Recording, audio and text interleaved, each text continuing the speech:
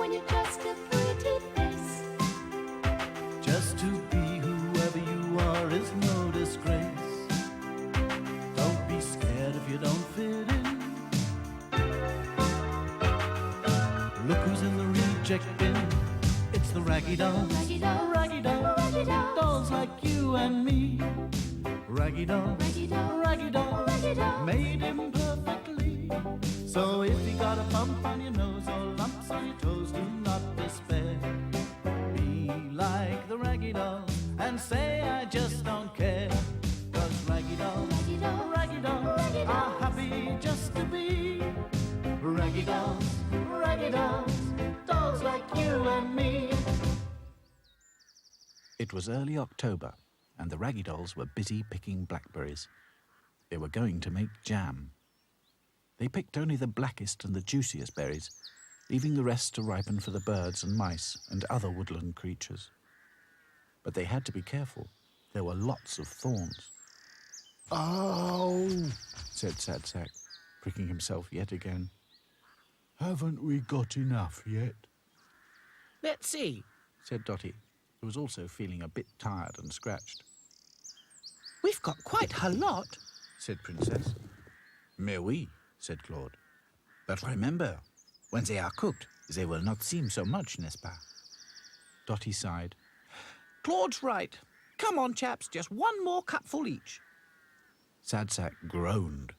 If he hadn't been so fond of jam, he would have given up, there and then. The Raggy Dolls set to work again, and soon they were emptying their cups into the cardboard box once more. Oh, Said a voice. you have been busy, haven't you? The Raggy Dolls looked up. It was Woody, the wood pigeon, high up in a tree. He flew down to take a closer look. Oh, May I?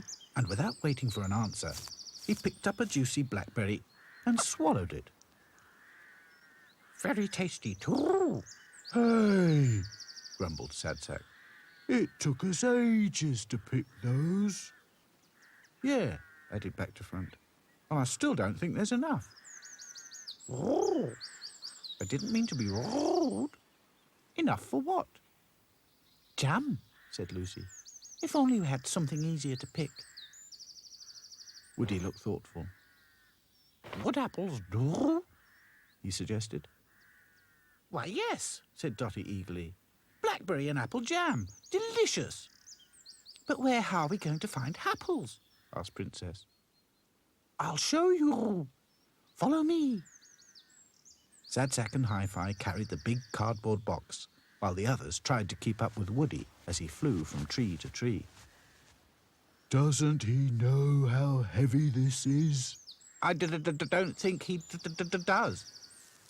At last, Woody stopped to let everyone catch up. Through the trees, they could see a road. A car whizzed past, travelling at full speed. You'll have to cross the road. I should have warned you. That's all right, Said Dotty. we'll make sure we look both ways. We'd better leave the blackberries here. With the cups on top, chuckled Back to Front. Some of Woody's friends might be feeling a bit peckish, Oh, I don't know what you mean. protested the bird. The Raggy Dolls crept up towards the roadside. They had to cross a muddy ditch, littered with polythene bags, old drinks cans, and empty snack packets. Ugh, Said Dotty. why are people so messy? I don't know, said Princess sadly. They spoil everything with their awful rubbish. Oh, they just don't think. Said Woody. Come on. How will we get across all that mud? Asked Lucy. No problem, said Back to Front. I'll make a bridge.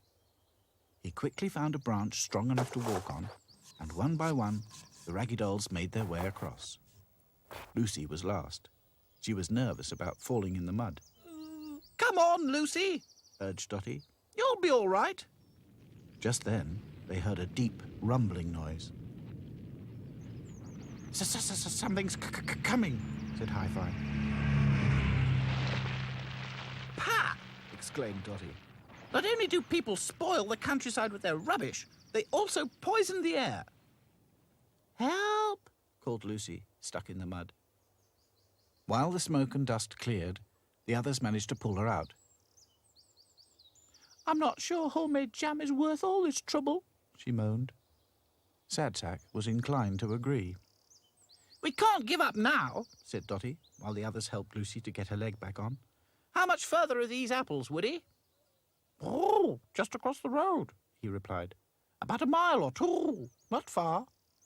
I beg your pardon, Spluttered Princess. a mile or two? It may not be far for you, you can fly, but it's not easy for us down here on the ground. Quite right, Agreed Dotty.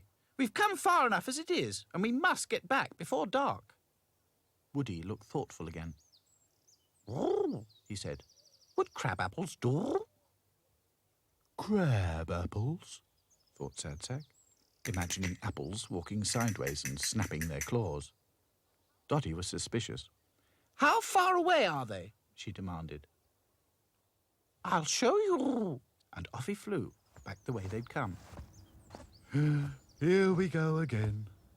The wood pigeon led them through the thickest parts of the wood. It was really hard going. Stinging nettles stung, dead branches tripped them, brambles snatched at them, but at last the Raggy Dolls found themselves standing beneath a crab-apple tree, gazing at hundreds of fallen crab-apples. Well, they're certainly easier to pick. Said Lucy, exhausted, Even if they were harder to find. reminded back to front. Sadsack was disappointed. The crab-apples had no nippers or legs. Why are they called crab apples? Oh, I haven't a clue, Said Woody. Never mind, said Dotty. Let's gather as many as we can. It's getting late. The Raggy Dolls gave Woody a cup of blackberries as a reward for his help, and filled the cardboard box up to the top with crab-apples. Come on, chaps, Said Dotty wearily. we've still got lots to do. The Raggy Dolls were worn out by the time they got back to the factory. The crab-apples had made the cardboard box even heavier to carry. They had all taken turns. I suppose we'd better wash the fruit tonight. Said Dotty at last. Mais oui, agreed Claude. And aussi, we should cook it, n'est-ce pas? Otherwise, it will go bad. Lucy nodded. We've worked so hard to get it. We can't let it spoil. And so, all evening, the Raggy Dolls cut and peeled crab-apples, rinsed and strained blackberries, boiled everything up in a large saucepan, added sugar, washed jam jars, until at last they had 12 pots of blackberry and crab-apple jam. That night, Sadsack dreamed of a wooden pigeon that flew all around a world made of old cans and waste paper, and a giant crab-apple with huge nippers that picked up lorries and cars and dropped them into a big jar labelled traffic jam. The next morning, the Raggy Dolls all woke up late. It was Sunday, and they could hear church bells. In no time at all, they washed and ran down to the canteen. The jam was cool and ready to eat. Outside, the autumn sun shone down from a clear blue sky, and as they sat munching toast and their very own blackberry and crab-apple jam, they all agreed it was the finest jam they had ever tasted. It's not much of a life when you're just a pretty face. Just to be whoever you are is no disgrace. Look around and you will find people of every kind, like the Raggy Dolls, Raggy Dolls, Raggy Dolls, Raggy Dolls, dolls like you and me.